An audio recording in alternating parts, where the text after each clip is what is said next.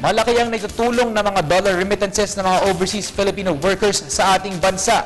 Kaya naman tayo na ang inilagay na pang-apat sa may pinakamalaking natanggap na remittances kung ikukumpara sa iba pang bansa na may overseas workers din.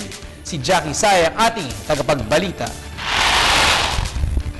Itinuturing ngayong pang-apat ang Pilipinas bilang largest recipient ng overseas remittances dahil sa naiaambag ng mahigit 10 milyong Filipino workers kasama ng mga Pilipinong nakatira sa ibang bansa.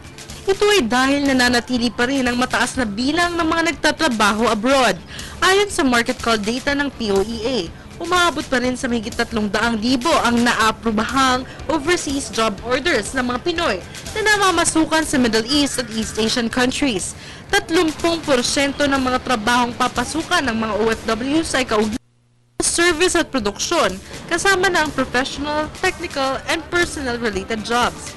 Isa pa sa mga dahilan ng pagtaas ng OFW remittances ay ang pag-expand ng financial institutions ng ating bansa sa international market, kung saan umaabot sa mahigit 1.2 bilyong piso ang nai-remit ng OFWs nitong Mayo na itinuturing na pinakamataas kung ikukumpara noong Desyembre 2012. Dahil sa mga cash remittances na ito, pinalakas ang foreign exchange reserves ng Pilipinas na umaabot sa mahigit 80 bilyong dolyares itong Hunyo. Samantalang ang joint publication ng FMIC at University of Asia and Pacific o UANP ay naglabas ng latest issue sa market call kung saan patuloy ang pagpasok ng remittances sa kabila ng pabago-bagong dollar and peso rates.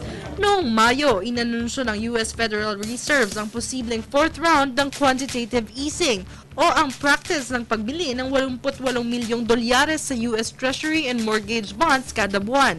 Kapag nakabili ng bonds ng US Federal Reserves, bababa ang interest rate sa mga investments at ito ang magiging sanhi ng pag-iwas sa mga investors sa mga umusbong ng mga bagong investments at assets. Dahil dito, highest trading volatility ang piso nitong taon, kung saan naglalaro sa 41.91 hanggang 43.89 na pumapatak sa 42.91 ang average na peso-dollar exchange rate o 3.9% depreciation nitong Hunyo. Sa kabila ng lahat, mataas ang kumpiyansa ng FMIC UANP na mananatiling malakas ang pagpasok ng remittances dahil sa nananatiling strong demand sa mga kababayan nating skilled and Filipino workers. Para sa Telebisyon ng Bayan, Jackie Say.